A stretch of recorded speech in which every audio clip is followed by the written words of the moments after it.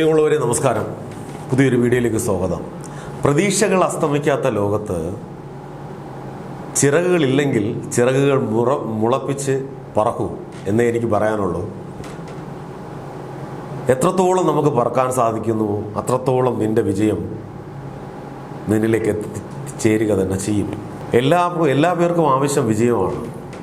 പരാജയം ആരും ഇഷ്ടപ്പെടുന്നില്ല. പക്ഷേ പരാജയത്തിൽ നിന്നാണ് വിജയം ഉണ്ടാകുന്നു എന്നുള്ളൊരു ബോധ്യം എല്ലാ പേർക്കും ഉണ്ടാകുന്നത് നന്നായിരിക്കും.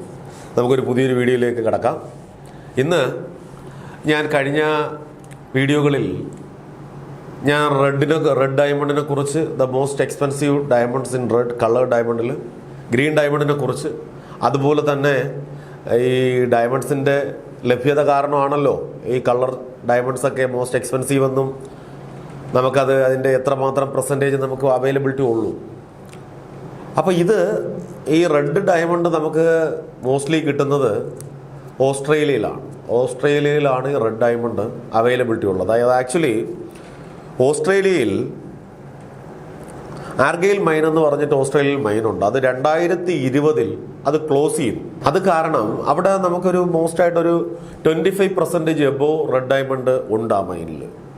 പിന്നെ ബ്രസീലിൽ നമുക്കൊരു 5% വരെ റെഡ് ഡയമണ്ട് ഉണ്ട്. പക്ഷെ ഈ മൈൻസ് ക്ലോസ് ചെയ്യാൻ കാരണമെന്ന് പറയുന്നത് അവിടുത്തെ സന്തുലിത അവസ്ഥയെ ബാധിക്കുന്നു എന്നുള്ളതാണ്. ഏറ്റവും അടിത്തട്ടിലേക്കുള്ള ഖനനം ഇവരെ സംബന്ധിച്ചിടത്തോളം, ജോലിക്കാരെ സംബന്ധിച്ചിടത്തോളം തന്നെ ഏറ്റവും അപകടമാണ്. അതുപോലെ തന്നെ അവിടുത്തെ ആ ഭൂപ്രകൃതിയെ സംബന്ധിച്ചിടത്തോളം വളരെ അപകടത്തിലേക്ക് പോകുന്നു എന്നറിഞ്ഞിട്ടാണ് 2020 ഓസ്ട്രേലിയൻ ഗവൺമെൻറ് ആ മൈനിനെ ക്ലോസ് ചെയ്യുന്നത്. അത് കാരണം റെഡ് ഡയമണ്ട് ഈ 5% പോലും ഓൾ ഓവർ ദ മാർക്കറ്റിൽ അവൈലബിലിറ്റി ഇല്ല എന്നുള്ളതാണ് വാസ്തവം. ആരെങ്കിലും ഒരു റെഡ് ഡയമണ്ട് എന്ന് പറഞ്ഞാൽ അത് ഞാൻ ആദ്യം ചിന്തിക്കാതെ ഏതോ ലാബ് ഗ്രൗൺ ആണ്, അല്ലെങ്കിൽ ഏതോ കളേർഡ് ഹീറ്റഡ് ആണ് എന്ന് പെട്ടെന്ന് ചിന്തിക്കും. കാര്യം നമ്മളെല്ലാവരും അങ്ങനെ ചിന്തിക്കത്തുള്ളൂ. കാര്യം നാച്ചുറൽ റെഡ് ഡയമണ്ട് കിട്ടാനുള്ള അവൈലബിലിറ്റി അത് കയ്യിൽ തന്നെ, ഇപ്പോൾ എൻ്റെ കയ്യിൽ തന്നെ ഒരു നാച്ചുറൽ റെഡ് ഡയമണ്ട് ഇരുന്ന് കഴിഞ്ഞാൽ 5 മിനിറ്റ് കൊണ്ട് തന്നെ സെയിലായി പോകും. അപ്പോൾ അങ്ങനെ ഒരു അവൈലബിലിറ്റി ഇല്ല. പക്ഷേ അതേ സ്ഥാനത്ത് നമുക്ക് ഈ ഗ്രീന്, ബ്ലൂ, പിങ്ക് ഇതൊക്കെ നമുക്ക് അവൈലബിലിറ്റി വരും പെട്ടെന്ന്. ഗ്രീൻ ഏറ്റവും കൂടുതൽ കിട്ടുന്നത് ബ്രസീലിയയിലാണ്. ആ മൈൻ ഇപ്പോൾ നിലവിലുണ്ട്, ബ്രസീലിയൻ മൈനുണ്ട്. പക്ഷെ ഏറ്റവും കൂടുതൽ കിട്ടുന്ന ഓസ്ട്രേലിയൻ മൈന് അത് ക്ലോസ് ആണ് 2020. അപ്പോൾ ഏറ്റവും കൂടുതൽ ശ്രദ്ധിക്കപ്പെടേണ്ട ഒന്ന് റെഡ് ഡയമണ്ട് എന്ന് പറയുന്നത്, ഞാൻ വീണ്ടും പറയുന്നു, ദ മോസ്റ്റ് എക്സ്പെൻസീവ് കളർ ഡയമണ്ടുകളിൽ ഏറ്റവും എക്സ്പെൻസീവ് ഉള്ളതാണ്, ഏറ്റവും കൂടുതൽ റേറ്റ് ഉള്ളതാണ്. അതിൻ്റെ ലഭ്യത വളരെ 5% താഴെ ഉള്ളൂ.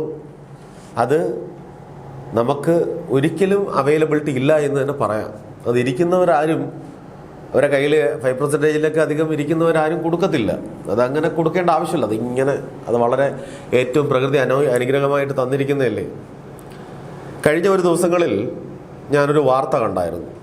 ആ വാർത്തയെന്ന് പറയുന്നത്, നമ്മളുടെ ഒരു വിഴിഞ്ഞം വിഷയവുമായിട്ട് ബന്ധപ്പെട്ടിട്ട് ഞാൻ ഈ കല്ലിൻ്റെ ഇടയിൽ കുറച്ച് സാമൂഹ്യപരമായിട്ടുള്ള കാര്യങ്ങൾ കൂടി പറയുകയാണ്. ആ വിഴിഞ്ഞത്ത് ഒരു ബാറിൻ്റെ ഫ്രണ്ടിൽ വെച്ചിട്ട് ഒരാൾ മരണപ്പെട്ടു, അടിക്കുകയാണ്. ആ വീഡിയോ കണ്ടപ്പോൾ ഇതെൻ്റെ അഭിപ്രായമാണ്, ചുറ്റും നിന്ന് സംസാരിക്കുന്ന ഒരാൾക്ക് പോലും അത് പിടിച്ചു മാറ്റാൻ വേണ്ടി സാധിച്ചില്ല എന്നുള്ളതാണ് അതിൻ്റെ ഏറ്റവും വേദനിപ്പിക്കുന്ന വസ്തുത. അപ്പോൾ നിങ്ങൾ മനസ്സിലാക്കണം, നമ്മളിപ്പോൾ ജീവിക്കുന്ന സാഹചര്യം 2026 ഓരോരുത്തർക്കും അവരവരുടെ ആവശ്യങ്ങളുമായിട്ട് മുന്നോട്ട് പോകുന്ന സാഹചര്യങ്ങളാണ്. പക്ഷേ ഈ ഒരു പ്രശ്നമാണ് ഒരു 2000-ൽ നടന്നിരുന്നുവെങ്കിൽ ആൾക്കാർ വന്ന് പെട്ടെന്ന് ഇടപെട്ട് അവരെ മാറ്റി വിടാനുള്ള ഒരു സംവിധാനം ഉണ്ടാവും. എന്തുകൊണ്ടാണ്? ഇപ്പോൾ അടിക്കുന്നവരടിക്കട്ടെ, ചാവുന്നവൻ ചാവട്ടെ, ഇതാണ് ജനങ്ങളുടെ മനോഭാവം. അപ്പോൾ അങ്ങനെ നമ്മൾ മനസ്സിലാക്കേണ്ട ഒരു കാര്യമുണ്ട്. ദേഷ്യം എന്ന് പറയുന്നത് ഒരു പരിധിവരെ നിയന്ത്രിക്കുന്നവനാണ് ഏറ്റവും വലിയ ധീരൻ എന്ന് ചിന്തിക്കുന്ന ഒരാളാണ് ഞാൻ. ദേഷ്യത്തെക്കുറിച്ച് അത് ഒരുപാട് സയൻറ്റിഫിക്കായിട്ട് തന്നെ പറയാനുണ്ട്.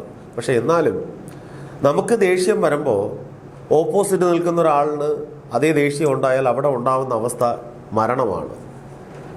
ഈ മരണത്തിലൂടെ 2 ജീവനാണ് നഷ്ടപ്പെട്ടത്. ഒന്നെന്ന് പറയുന്നത് അയാൾ മരണപ്പെട്ടു, അവരുടെ കുട്ടികൾ എന്ന് പറയുന്നത് ഒരു അച്ഛൻ്റെ തണൽ വന്ന് അത് നഷ്ടപ്പെട്ടു, മറ്റേ ആൾക്കാർ ജയിലിലുമായി. ഇവിടെ ആർക്കും നേട്ടങ്ങളൊന്നും സംഭവിക്കുന്നില്ല, നഷ്ടം മാത്രമേ ഉള്ളൂ. പക്ഷെ ആ ദേഷ്യത്തെ നിയന്ത്രിച്ചിരുന്നു എങ്കിൽ ഇങ്ങനൊരു സംഭവം ഉണ്ടാവത്തില്ല. ഇത് പറഞ്ഞു വരാൻ കാരണം, ദേഷ്യം എന്ന് പറയുന്നത് ഒരു വികാരമാണ്.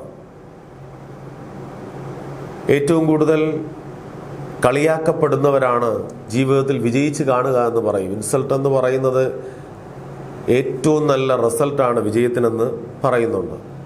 അപ്പോൾ നമ്മൾ എപ്പോഴും ചിന്തിക്കേണ്ടത്, നമ്മൾ ചിലപ്പോൾ പബ്ലിക്കായിട്ട് നിൽക്കുമ്പോൾ ഒരാൾ വന്ന് ഭയങ്കര ഇതായിട്ട് ചിലപ്പോൾ 5 മോശം പറയും, ചിലപ്പോൾ അവൻ പിടിച്ച് നമ്മളെ തള്ളും. ക്ഷമിക്കുക, ഭൂമിയോളം ക്ഷമിക്കുക. ക്ഷമയാണ് ഏറ്റവും നല്ലത്. 5 പേര് കൂടി വന്നിട്ട് ഒരാളെ കോമാളി എന്ന് വിളിക്കുന്നത് അത് ഭയങ്കരമായിട്ടുള്ള ഗഡ്സാണെന്ന് കരുതണ്ട. പക്ഷെ അതേ സമയത്ത് നമ്മളെപ്പോഴും ഓപ്പോസിറ്റുള്ള ഒരാളെ, അല്ലെങ്കിൽ എനിക്ക് ദേഷ്യം വരുന്നു, ഞാൻ എൻ്റെ ദേഷ്യത്തെ അവനിലൂടെ തീർക്കുന്നു, അതേ സമയത്ത് എനിക്ക് ദേഷ്യം വന്നാൽ ഞാൻ എൻ്റെ ഫാമിലിയോട് എങ്ങനെ ആയിരിക്കും എന്ന് എത്ര പേര് ചിന്തിക്കും? ഇപ്പോൾ ആ വിഴിഞ്ഞത്ത് നടന്നൊരു സംഭവം, അയാളുടെ സഹോദരനാണ് ഇങ്ങനൊരു ഇതുണ്ടായി കഴിഞ്ഞാൽ ഇയാൾ എന്ത് ചെയ്യും? ഇത്രയൊന്നും ഇതാവൂലല്ലോ, ഇങ്ങനെയൊന്നും കാണിക്കത്തില്ലല്ലോ. അപ്പോൾ എല്ലാ പേർക്കും അവരവരുടെ കുടുംബം ഇമ്പോർട്ടൻ്റ് ആണതുപോലെ അവരെ കുടുംബക്കാരെ സ്നേഹിക്കും പോലെ ഓപ്പോസിറ്റുള്ള ആൾക്കാരെ സ്നേഹിച്ചാൽ മതി, തീർന്ന വിഷയം. എൻ്റെ ദേഹത്തിൽ നിന്ന് വരുന്നത് രക്തമാണ്, നിൻ്റെ ദേഹത്തിൽ നിന്ന് വരുന്നതും രക്തമാണെന്നുള്ള ബോധ്യം 2 പേർക്കും ഉണ്ടാവണം. ഇവിടെ ഈ കാലഘട്ടത്തിൽ എന്നല്ല, മനുഷ്യനുണ്ടായ സമയം മുതലേ ആയുധമെടുത്തിട്ടുള്ള ഒന്നും വിജയിച്ചിട്ടില്ല എന്നാണ് അർത്ഥം. യുദ്ധത്തിലൂടെ കീഴ്പ്പെടുത്തിയത് എന്തെങ്കിലും നിലനിൽക്കുന്നുണ്ടോ? ഒന്നും നിലനിൽക്കത്തില്ല. അതിനുള്ള ഉദാഹരണമാണ് നമ്മുടെ ഇന്ത്യക്ക് സ്വാതന്ത്ര്യം കിട്ടിയത് തന്നെ, അല്ലേ? നമ്മൾ അടിമകളാക്കി വെച്ചിട്ട് നമ്മൾ സ്വാതന്ത്ര്യം നേടിയില്ലേ? നമ്മുടെ സ്വാതന്ത്ര്യത്തിൻ്റെ വിവിധ രീതികൾ എന്തായിരുന്നു? അപ്പോൾ മനുഷ്യനെ മനസ്സിലാക്കുന്ന സാഹചര്യവും അത് കൃത്യമായിട്ട് മനസ്സിലാക്കി മാത്രമേ നമുക്ക് മുന്നോട്ട് പോകാൻ പറ്റുള്ളൂ എന്നുള്ള ബോധ്യവും ഓരോരുത്തർക്കും വേണം. പണ്ട് കുട്ടിക്കാലങ്ങളിൽ ഒരു 1999 മുതലുള്ള 95 മുതൽ ഒരു 2000 വരെയുള്ള കാലയളവിൽ കുട്ടികൾക്ക് ഏറ്റവും കൂടുതൽ കളിക്കാനുള്ള സ്ഥലങ്ങളുണ്ടായിരുന്നു. ഇപ്പോൾ എൻ്റെയൊക്കെ കുട്ടിക്കാലത്ത് ഞാൻ ക്രിക്കറ്റ് കളിക്കാൻ പോകും. ഞായറാഴ്ച ദിവസം ലീവ് കിട്ടിയാൽ അങ്ങ് രാവിലെ തൊട്ട് പോവുക കളിക്കാൻ. എന്നിട്ട് എല്ലാവരും കൂടി ഇരുന്നിട്ട് ഉച്ചയ്ക്ക് ഇരുന്നിട്ട് നല്ല ആഹാരം, അവിടുത്തെ മാവുണ്ട്, മാങ്ങയൊക്കെ അടത്ത് നമ്മൾ കഴിക്കും. സൗഹൃദങ്ങൾക്കൊരു മൂല്യമുണ്ട്, സൗഹൃദങ്ങൾക്കൊരു വിലയുണ്ട്. പക്ഷേ അതേ സ്ഥാനത്ത് ഇന്ന് കാണുന്ന കാലഘട്ടങ്ങൾ മൊബൈൽ ഫോണിലേക്ക് മാത്രം ചുരുങ്ങിപ്പോകുന്ന ലൈഫുകളായി ഓരോരുത്തരും മാറുന്നുണ്ട്. ദേഷ്യത്തോടു കൂടി നമ്മൾ എന്ത് പ്രവർത്തിച്ചാലും 5 മിനിറ്റ് കഴിയുമ്പോൾ ദേഷ്യം തീരും. പക്ഷെ ആ ദേഷ്യത്തിൽ ചെയ്തു കൂട്ടുന്നതൊന്നും 5 മിനിറ്റോ 10 മിനിറ്റോ 15 മിനിറ്റോ കൊണ്ട് തീരുന്നതല്ല എന്നുള്ളൊരു ബോധ്യം നമ്മളിലേക്ക് വരാൻ കുറച്ച് സമയമെടുക്കും. ആ സമയമെടുക്കുമ്പോൾ നമ്മൾ മാറിയിരുന്ന് കരഞ്ഞിട്ട് കാര്യമില്ല. അതുകൊണ്ട് നിയന്ത്രിക്കേണ്ടത് നിയന്ത്രിക്കുക തന്നെ വേണം. നിയന്ത്രണാതീതമായി ഒന്നുമില്ല. നമ്മൾ എത്ര നല്ല രീതിയിലായിരുന്നാലും, എത്ര നമ്മൾ എങ്ങനെയൊക്കെ ആണെങ്കിലും ഈശ്വരനെന്ന് പറഞ്ഞൊരു ശക്തി മുകളിലുണ്ട് എന്നുള്ളൊരു ബോധ്യം എല്ലാവർക്കും വേണം. അത് എൻ്റെ കൃഷ്ണനാവാം, നിങ്ങളുടെ അള്ളാഹു ആവാം, ക്രിസ്ത്യനാവാം, യേശു ആവാം, എല്ലാവരും ആവാം. ദൈവം ഉണ്ടല്ലോ.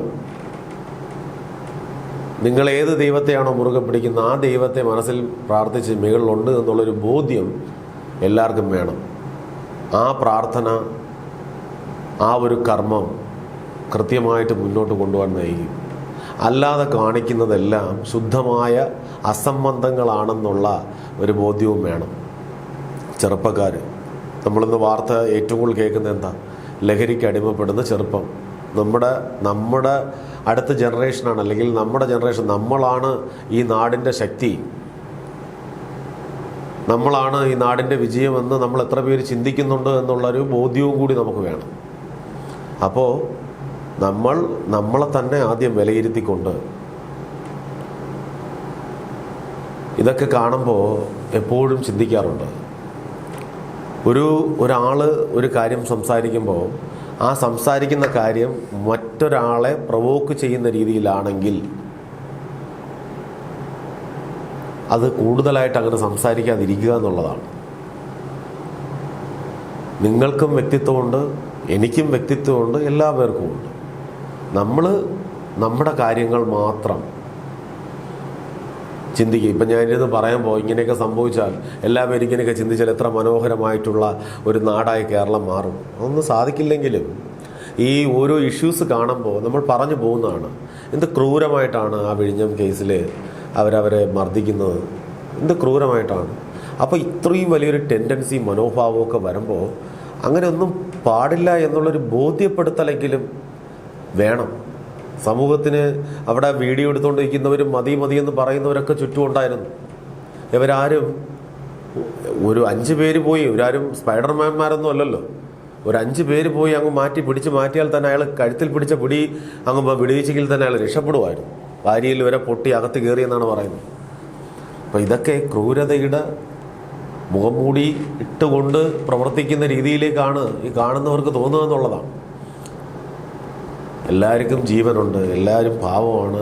എല്ലാവരും പാവമാണെന്നൊന്നുമല്ല, നമ്മുടെ സമൂഹത്തിൽ എല്ലാ പേരെയും ഒരുപോലെ നമുക്ക് കാണാൻ സാധിക്കുമെന്നുള്ളതുമല്ല. സമൂഹത്തിൽ തിന്മകളുണ്ടെങ്കിൽ നന്മയുണ്ടെങ്കിൽ തിന്മയുണ്ട്. എത്രയോ തിന്മകളുണ്ട്, എത്രയോ ക്രൂരന്മാരായിട്ടുള്ള ആൾക്കാരുണ്ട്. പക്ഷേ ഈ അറബ് രാജ്യങ്ങളിലൊക്കെ ഉള്ള ശിക്ഷാരീതികളുണ്ടല്ലോ ഇന്നത്തെ കാലത്ത്. ഇപ്പോൾ ഇതൊരു അറബ് രാജ്യത്താണ് നടന്നിരുന്നതെങ്കിൽ അവൻ്റെ കഴുത്തിന് അടുത്ത ദിവസം തന്നെ അവരുടെ വീട്ടുകാരുടെ മുമ്പ് വെച്ച് വെട്ടിക്കളഞ്ഞേനെ. നമ്മൾ ജനാധിപത്യ രാജ്യമില്ലേ. അപ്പം ജനാധിപത്യ രാജ്യത്തിൽ നമ്മളുടെ ശിക്ഷാരീതി എന്ന് പറയുന്നത് തികച്ചും വ്യത്യസ്തമാണല്ലോ. അതിൻ്റെ അഹങ്കാരമായിരിക്കാം, അതിൻ്റെ എന്താ പറയുക, അതുകൊണ്ട് നമുക്ക് 90 ദിവസം കഴിഞ്ഞാൽ മെയിൽ കിട്ടുമെന്നുള്ള കോൺഫിഡൻസ് ആയിരിക്കാം. ഇതൊക്കെ മാറും. ഇതൊക്കെ നമ്മളെ കോൺഫിഡൻസ് ആണെന്നും ഇങ്ങനെ കോടതികൾ കയറി അലയേണ്ടി വരുമെന്നും ഇതൊക്കെ ഒരു കാലഘട്ടം കഴിയുമ്പോൾ ഒന്നുമല്ല എന്നുള്ളൊരു ബോധ്യം വരുമ്പോൾ അപ്പം നിങ്ങൾ ജീവിതത്തിൽ 0 ആയിരിക്കും എന്നുള്ള കൃത്യമായിട്ടുള്ള ഒരു ബോധ്യം ഉണ്ടാവണം എന്ന് പറഞ്ഞുകൊണ്ട് മനുഷ്യനെ സ്നേഹിക്കുക. എപ്പോഴും ചിരിച്ച മുഖവും ചിരിച്ച മനോഭാവത്തോടു കൂടി മുന്നോട്ട് പോകാൻ സാധിക്കുക എന്ന് മാത്രം പറഞ്ഞുകൊണ്ട് നിർത്തുന്നു. നന്ദി, നമസ്കാരം. നമുക്കൊരു അടുത്ത വീഡിയോയിൽ വീണ്ടും കാണാം.